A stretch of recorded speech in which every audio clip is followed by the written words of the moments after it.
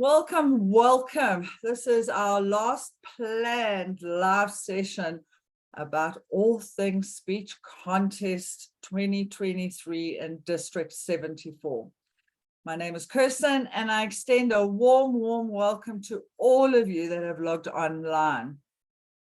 As you know, this will be our 12th session. The recordings are all in a YouTube playlist if you did miss any of our sessions.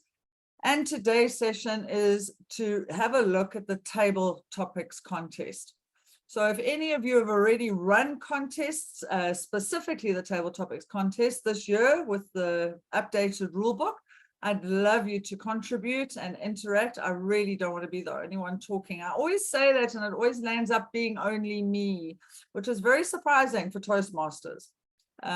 So if you guys have got anything to share, please do share it and contribute to the conversation. The table topics contest is a wonderful contest because literally, technically, completely, every single member that is paid up in Toastmasters International is able to compete at club level.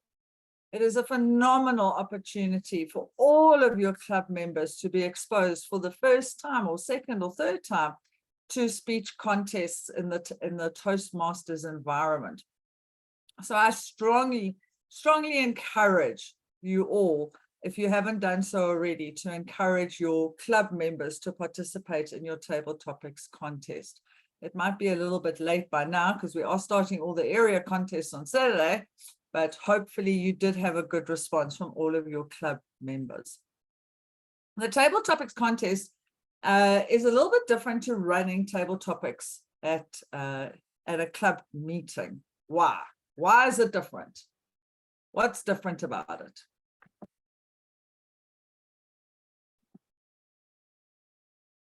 And there are crickets in this room. Grace, tell me, go for it. Why is it different? It is different between in the club, each participant is given his or her question. But now in the contest, there is only one question. And the other members, participants, they must not hear or they must not sneak in to hear what the table topic is all about. Exactly, Grace. I couldn't have said it better. Absolutely, 100%. And that is what makes the contest very unique. Is the table topics contest, there is one table topic that all of our contestants speak to. Now, that table topic is decided by your contest chair. He or she, they get to choose what the topic is going to be. Ladies and gentlemen, this is a critical part of this contest. I cannot reiterate this enough. The choice of topic can literally make or break your contest. I'm sure all of you have experienced really difficult, challenging table topics, not in a contest environment, but possibly even in your club environment. The idea in a contest is not to eliminate everybody. The idea in the contest is to give everybody the opportunity to speak. So Toastmasters International actually guides the contest chairs, and the way that it is guided is that the table topic should allow for an opinion. The table topic that you choose as the contest chair should allow for an opinion. So Grace, not necessarily a question. It doesn't have to be a question. It can be purely a statement. It can be a question, but something that is going to allow your Toastmaster speech contestants to actually have an opinion. So if we were to give the topic, sliced bread is the best invention the human race ever came up with, I can now totally argue for that argument. Absolutely. I remember hacking bread to death with a knife in the old days. And I can totally support that argument, or I can totally go against that argument and say, no, besides the sliced bread, we've invented the internet, we've invented television, Netflix. No, I disagree, not sliced bread. By making and giving an opportunity, by making a statement that gives your contestants the opportunity to have an opinion is what makes for a great table topic presentation and what makes for a very successful contest. So please be very careful and think deeply, contest chairs, when you are coming up with that topic. Something else to remember is that your target audience consists of multiple genders, multiple cultures, multiple first languages, multiple hometowns, countries of origin, backgrounds, high schools, level of education, interests, hobbies, and other things that make the world go round. So please be very, very careful. I happen to be at one contest, not this year, it didn't happen this year, but in the past, I was at a contest. And the contest chair's statement was based on current political affairs. But the contest chair made it a very long statement, and they included 2 political party members' names. One was very short and probably recognizable by most of the room. The other name was very long and probably not recognizable. Well, we know it wasn't recognizable because literally only one table topics contestant could speak directly to that topic. The rest of the contestants spoke around the topic. They couldn't even remember the topic. We could see them struggling. They couldn't even remember what they'd been told. And it's not like in a club meeting where you can ask the topic to be repeated. That is not an option. So please, please, contest chairs, create a topic that is short, that is bold, that is obvious. Create a topic that anybody standing up there, no matter what their age, gender, educational background, place of interest, place of birth, no matter who is standing up there, they will be able to have an opinion on the topic that you have chosen. Does anyone want to add to that? Is there anyone that wants to discuss this further? Anything to add, to take away, to subtract from, multiply by, divide by? Anyone? Oh, crickets again. Guys, I thought you were Toastmasters. Every Wednesday, it's the middle of the week syndrome. Nobody wants to talk. Okay, so contest chair, you have now got a topic. And it's with that topic that you begin your table topics contest. When you start your table topics contest, Nisepo, yes, go for it. I see your hand is raised. I am so sorry. I'm actually wanting to ask a question because I missed out on the other sessions that you've had previously, and I know you're always informative in your addresses. So I wanted to find out, can clubs be able to get recordings? Because we're fairly a new club and most people don't know what happens with contests, and they keen, but they scared. At the same time, they don't have enough information to understand what goes on in a contest. So Nasipa, are you talking about recordings of contests as they're running, or recordings from these sessions?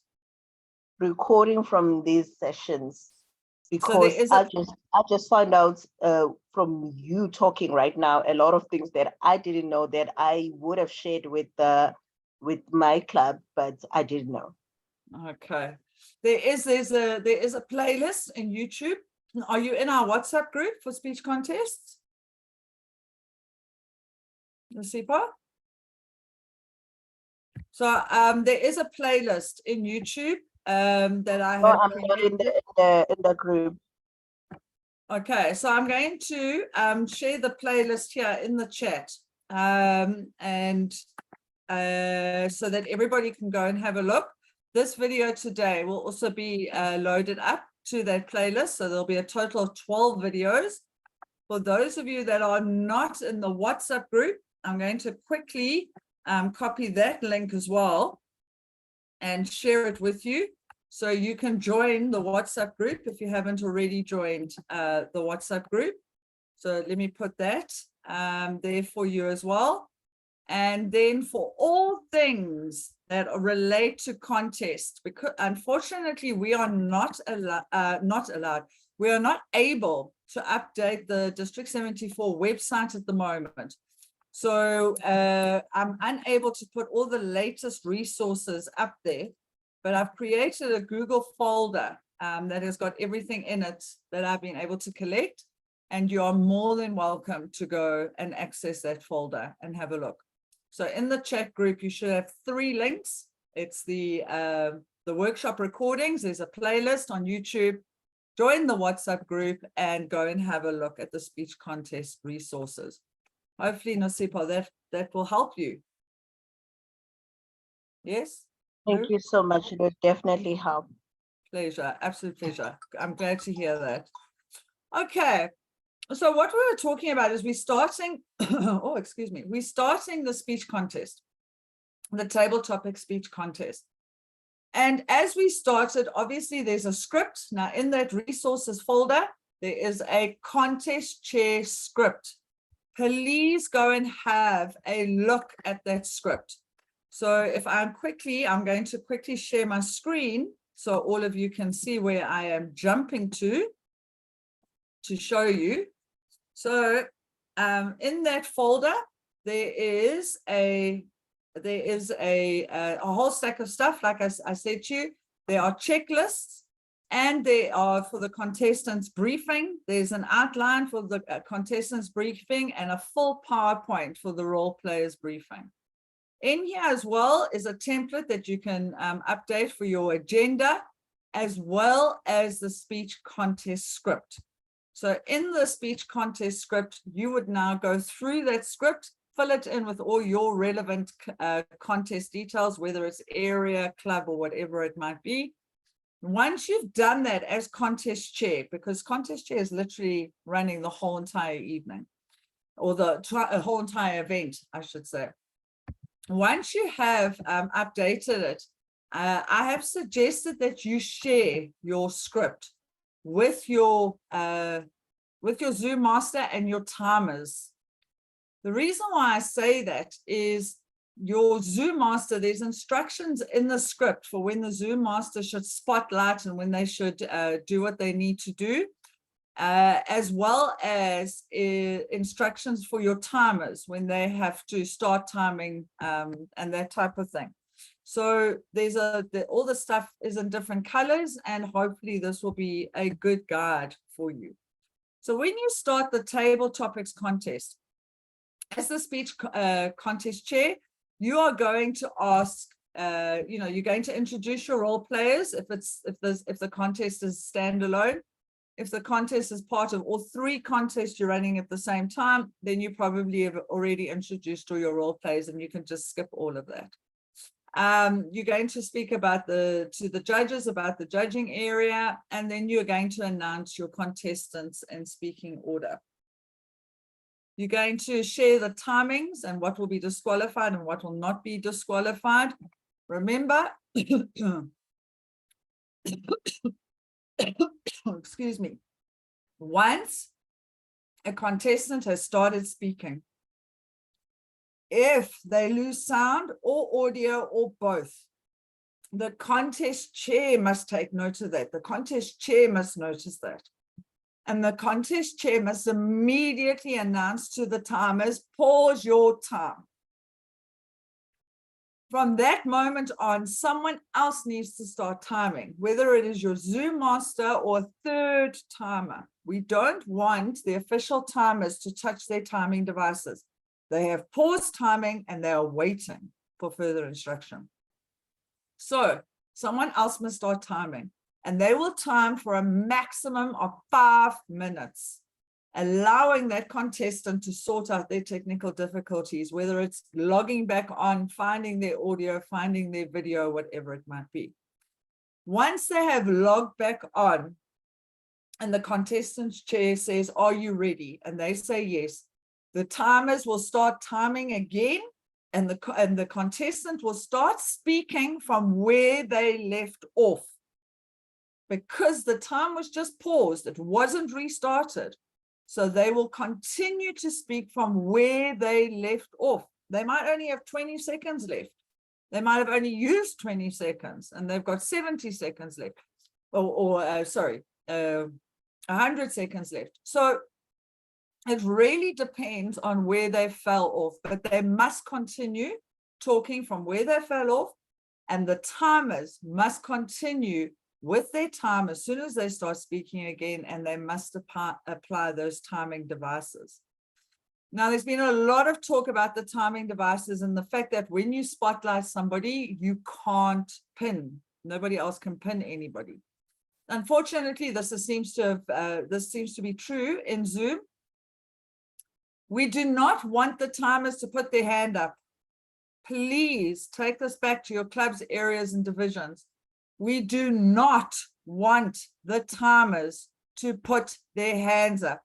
If you read the rule book says that the timers should not pay attention to themselves for the judges. The timing devices should only be visible to the contestants. So we cannot have the timers drawing attention to themselves by raising their hand. What will happen is if you go into gallery view in Zoom and you have this main speaker spotlighted in the middle, you'll have a row of videos at the top. The people that have got their video on, they will be first in the queue. Those are your timers, the contest chair and the 2 timers. They are the only ones with their videos on.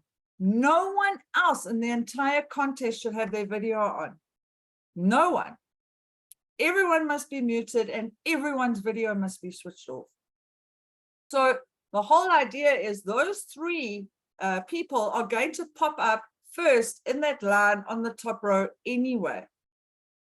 So please ask your contestants to watch out for that, to change their view until they can see the timers clearly. But we cannot have the timers putting their hands up. It is in violation of the rule book. We cannot operate like that. I'm really, really sorry. Remember when you set up this particular contest and you opened up that Zoom room, everybody was renamed as their role. Everyone is renamed as their role because you do not want to draw attention to who the judges are. You want the role timer to be very obvious for people to find. You don't want your contestants looking for Kirsten throughout this whole big screen of audience. So everyone is renamed as a role. Everyone's camera is off except the contest chair and the contestants, and obviously the timers, and everyone is muted.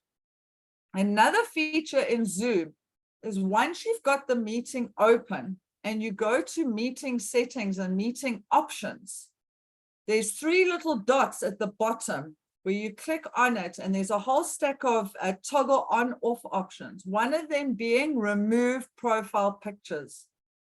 Make sure you've got that ticked so none of your judges' profile pictures are visible to anyone in that room. Okay. So you allow for 5 minutes if they fall off due to technical issues, and that is just a pause in their timing. If your timers have a technical difficulty, they will let the chief judge know immediately that their timing device has failed, or they lost it, or they forgot to press play, or whatever whatever it might be. The chief judge then has the discretion to allow for a 30-second what do you call it? Buffer. Oh, it took me so long to find that word. They can allow for a 30-second buffer on that timer's timesheet when they receive it. That 30 seconds is only that timing buffer, that timing exception, that timing modification that the chief judge can apply is not for contestants. It is only if the timers have a technical difficulty. Your contestants have no timing grace. They have no timing buffer. They need to use the time that is allocated to them, and that's it. The only time that we can pause the time is if they've already started speaking and we need to pause it because they're experiencing difficulties at that time. Are there any questions, any comments, consideration, concerns? Anyone want to add to that?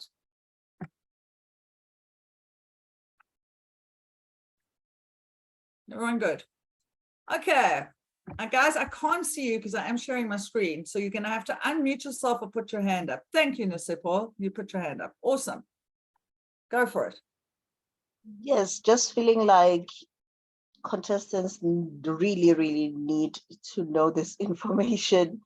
And as much as the people could be ready and excited about the whole thing, I think the rules are much more important for them not to be disqualified or end up feeling like they've been treated unfairly, but because they didn't know. Yeah, 100%. What to expect. 100%. And that, Nasipo, it's a very good point. And that is why the contestant briefing and the role player briefings are critically important, According to the rule book, they are supposed to be held 2 weeks before the contest. I know that not everybody sticks to that rule, but you need to have those briefings, 2 separate briefings, and those briefings need to be live as per the rule book. They need to be live. You cannot send recordings as briefings. You cannot send voice notes as briefings. You need to hold those briefings and go through all of this with your contestants and with your role players. And that's why we have documents to support that. So please make use of it in that folder and make use of that time that you are doing those briefings. They are really, really important. Okay, so besides timing, your judges and your contestants are allowed to protest. They are the only 2 groups of people that are allowed to protest. No one else is allowed to protest. And there's very specific criteria that they can lodge a protest on. Then they can only lodge it if they feel that the speech that has been delivered is not original. In other words, more than 25% of the speech delivered was someone else's words. Whether those words were referenced or not does not matter. They feel that more than 25% of it was someone else's words, whether those words were in a book, in a song, in an article, in a blog, in an interest piece, no matter where those words appear. If they are someone else's words and they take up more than 25% of the speech, a contestant or a judge can protest. If a contestant references another contestant or another contestant's speech, you can protest. Those are the only 2 criteria. That is it. No other criteria will be accepted by your chief judge. Those are the only 2 criteria. Now, what will happen is that the chief judge will immediately call for all the judges only, voting judges, to go into a breakout room. The chief judge will ask for that motion to be proposed. The person who's lodging the protest says, I move that Kirsten is disqualified because she had more than 25% in her speech belongs to BTS's latest song called Permission to Dance. Someone has to second that motion. You're not seconding the motion to agree with the person. You need to second it to open it to discussion, to open it to the floor. If no one seconds that motion, you don't have a discussion, the motion is dropped, everyone goes back to their places. Someone seconds it, then all the judges can discuss it. Then the chief judge will go and fetch the contestant, and they'll bring the contestant into the breakout room, who will be given an opportunity to defend themselves. Once they have defended themselves and answered any questions, they will be asked to leave the breakout room. The chief judge then calls for a vote from the voting judges, And that vote is final. Whether the majority votes in favor or against the motion to disqualify, it is a final decision. And the motion is then, the chief contest chair is then told the outcome. Okay. So that is how we handle protests, and that is how we handle voting for disqualification. All right, so now as the contest chair, you're going to start the contest. You are going to send all of your table topics contestants out of the room with a Zoom master, and so that they can be looked after. Now, in that breakout room, Zoom masters, you are there, that extra Zoom master, you are sitting there looking at the contestants' hands. They are required to show you their hands at all time. Their hands need to be visible in the camera area at all times. That is what we want. That is your role. They don't have to stay quiet. Obviously, they cannot speak about the contest, but they can speak about other topics. But you need to see their hands at all time, because you don't want them, like Grace said earlier on, very gracefully, you don't want them sneaking onto any other device. You don't want them doing anything else while they're in that waiting room. You want to see their hands. Okay. Then the contest chair will announce that the first person is going to speak, and they will announce that contestant. They will give the topic twice. And that's why your topic needs to be short and bold and understandable, and in English, little words, not big words, and nobody ate a thesaurus. We are not here to eliminate people. We are here to have an awesome contest. So give everybody that opportunity. Repeat your amazing topic twice, and then repeat the contestant's name. And you will continue to do that for every single contestant.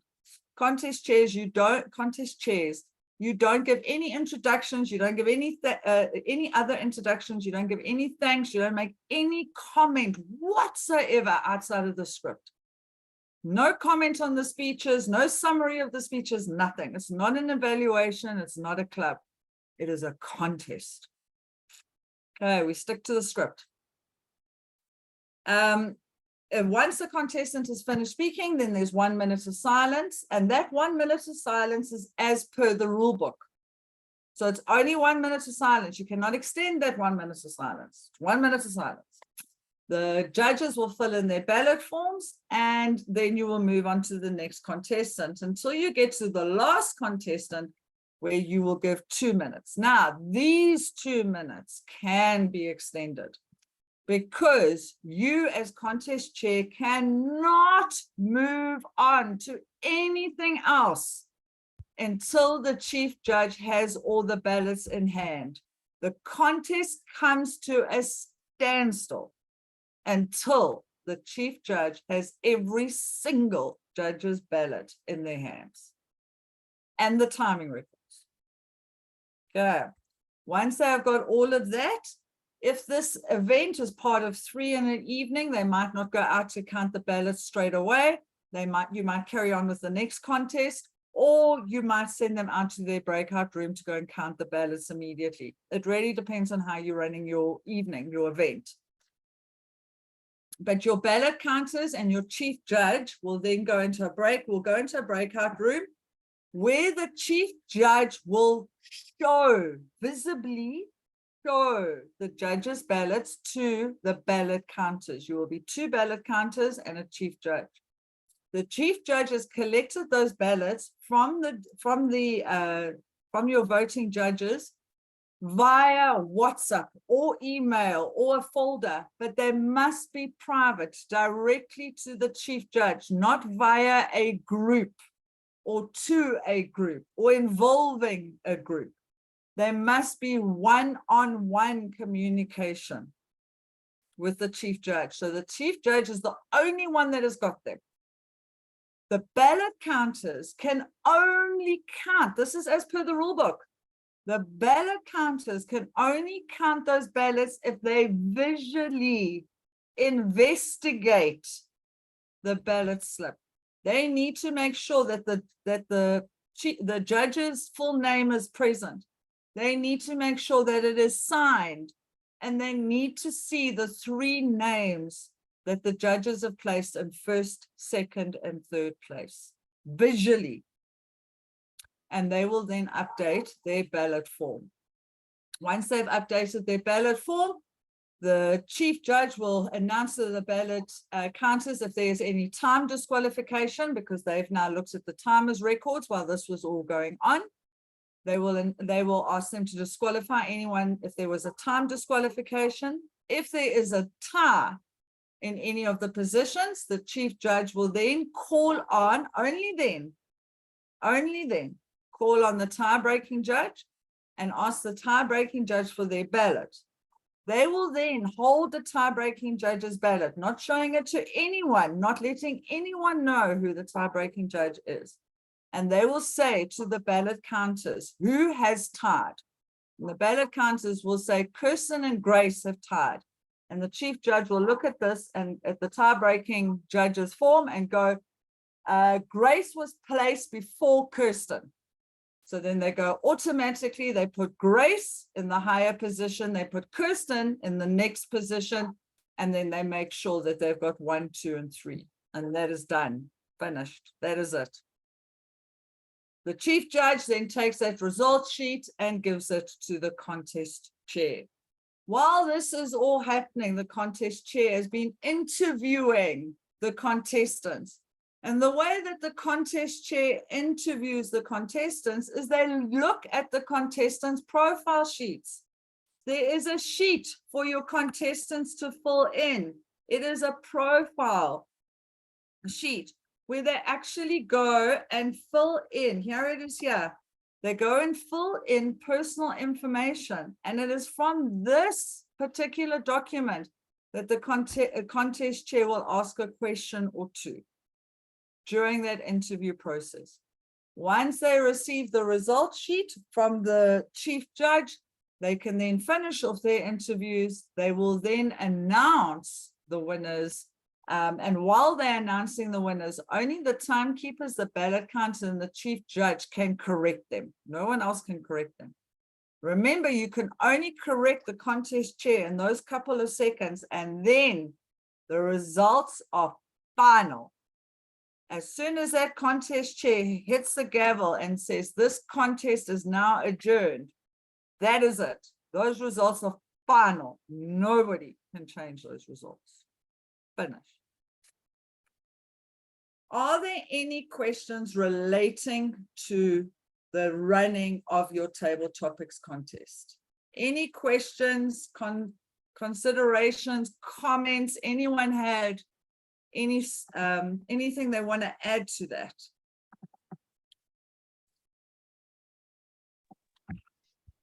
Anyone?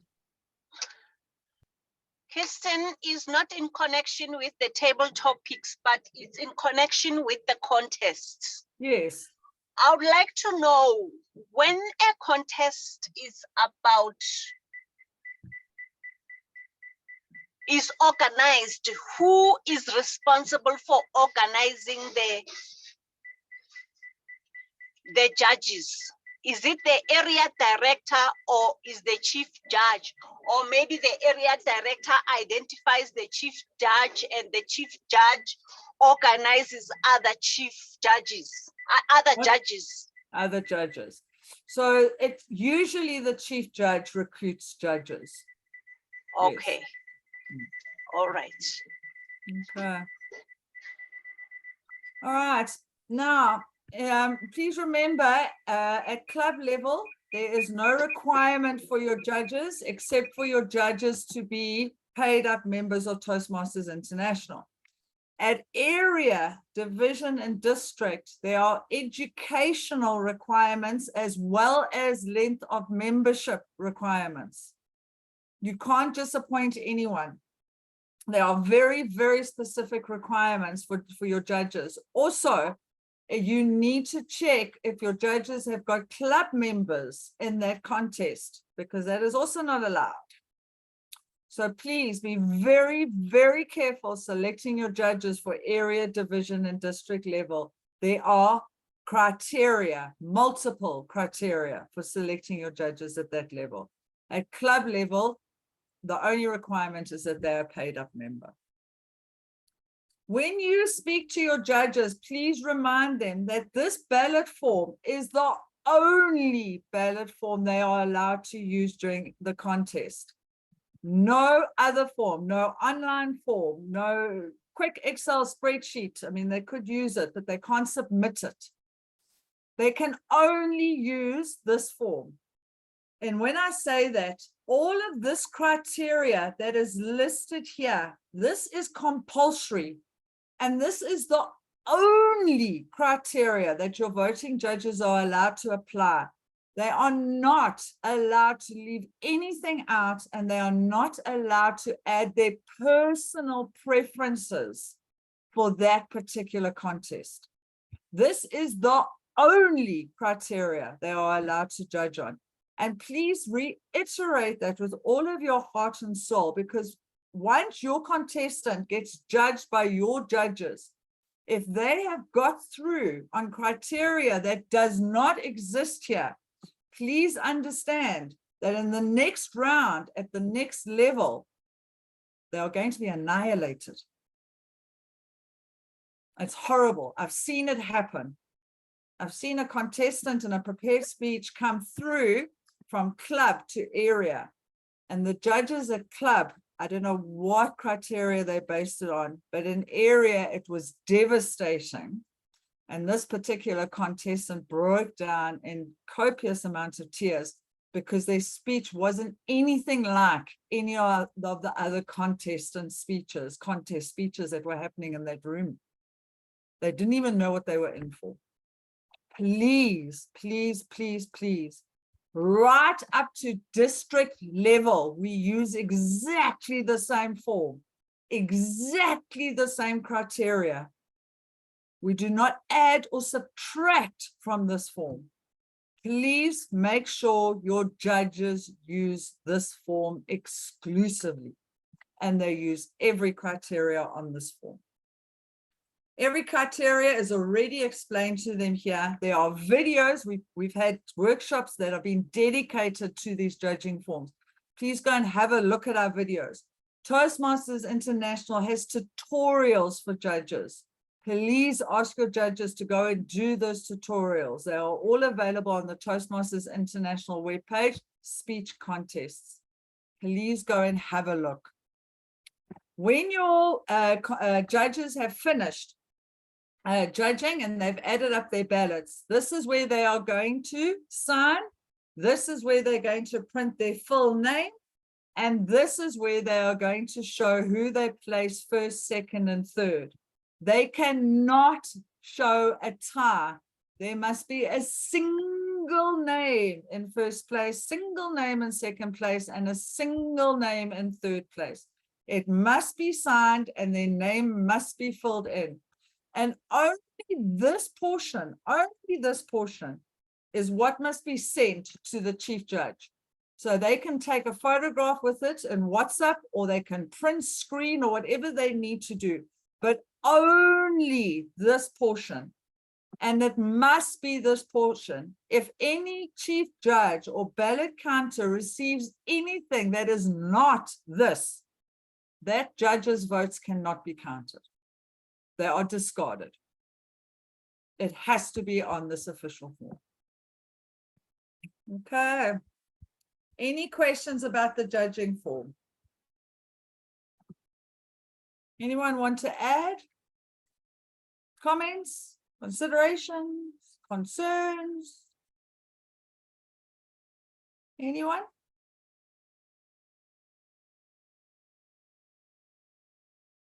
Anything else about the contests? Anybody got any questions that they would like us to answer about the contest? Nasipo.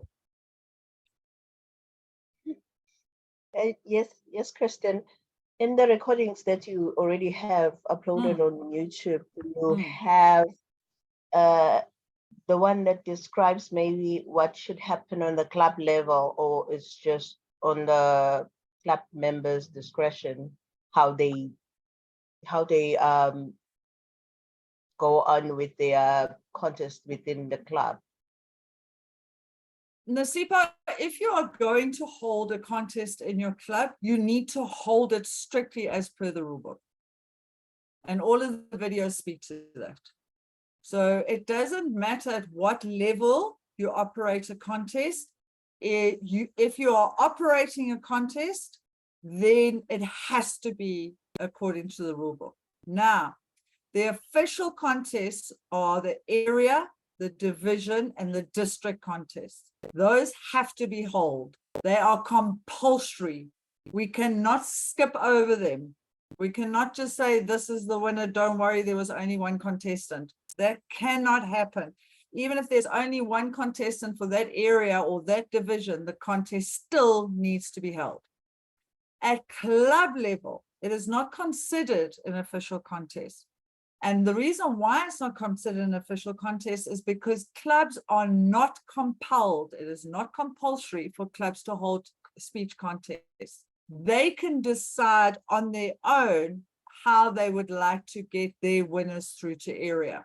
So in some clubs, you might have only one person who's volunteered for international, one for table topics, and one for evaluation. Those are your three people they're going through, having a contest. You might have people that have been nominated by club members. Everyone's saying that they want Nasipo to speak in table topics. Then someone will open up a business meeting at a club meeting. The motion will be put to the floor. It will be second on it. Everyone will talk about it. You will be consulted. And then they'll go to a vote. And then suddenly they all vote in favor of Nasipo going through to the next level. So you don't actually have to hold a contest at club level. It's the only time we don't where it's not compulsory. But for area, division, and district, it is compulsory. So all of the videos speak to speech contests overall, Nasipa, because if you hold a contest, it must be as per the rule book. And Tosh, pleasure. Thank you for the question, Nasipa. And Tosh, go for it. Thank you very much for the opportunity. I have two questions. Yes. The first one, I would like to know who appoints the chief judge? Okay. And the second one, as you have said that the judges from the area level upwards, certain qualifications are needed for them. Yeah. Can you talk more on those qualifications which are needed? Okay. And Tosh, the chief judge, thank you very much. The chief judge at club level is appointed by your club. So what normally happens is the contest chair arranges the entire contest. That is the responsibility of arranging the contest literally falls on the contest chair's lap. And there are checklists for the contest chair to use. However, you might have an organizing team that will arrange it, and they appoint a contest chair. At club level, that appointment of a chief judge or a contest chair, that is very much up to the club. At area level, your chief judge is normally appointed by your area director, at division by your division director, and at district level by district. So I've been appointed as chief judge for district by district. Your chief judges for division and area, they should be appointed by your directors for that. Then in relation to the criteria for the judging criteria, and Tosh, I am going to, there's a whole section in the rule book and it's a whole discussion. And unfortunately, our session is supposed to finish at 6 o'clock.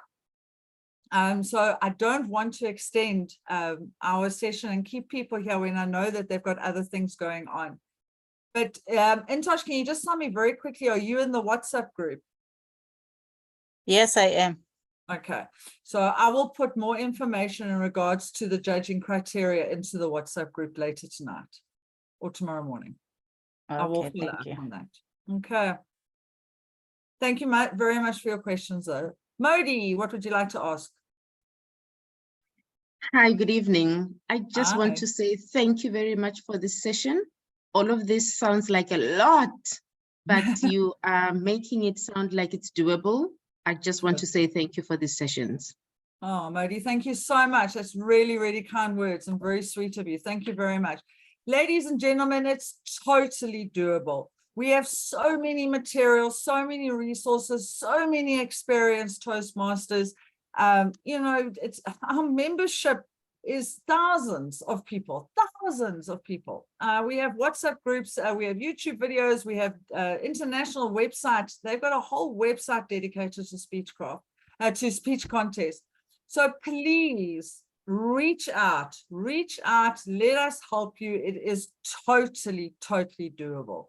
This does not have to be a stressful time for you. I promise you it doesn't. Truly, I'm saying that from my heart. I would warn you otherwise. Okay, thank you very much for those words. Thank you so much, ladies and gentlemen, for participating.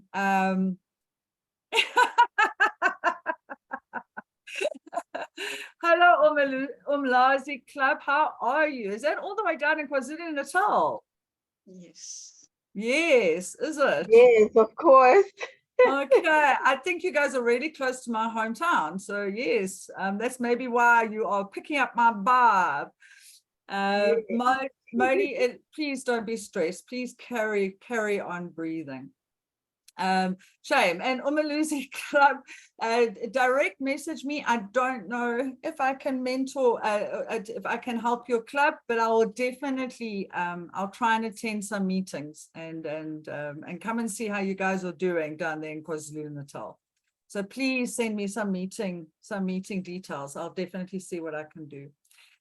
Ladies and gentlemen, thank you so much for being online. Thank you so much for being a part of this program and the 12 videos. There's some names here that I recognize have really been here from the beginning right through to the end.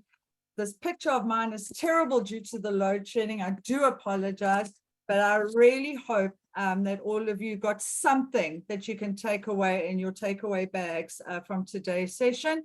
And I wish you all sincerely a most awesome and successful contest season. We will chat again. I will see you soon. Bye, everyone. Thank you. Bye-bye. Bye.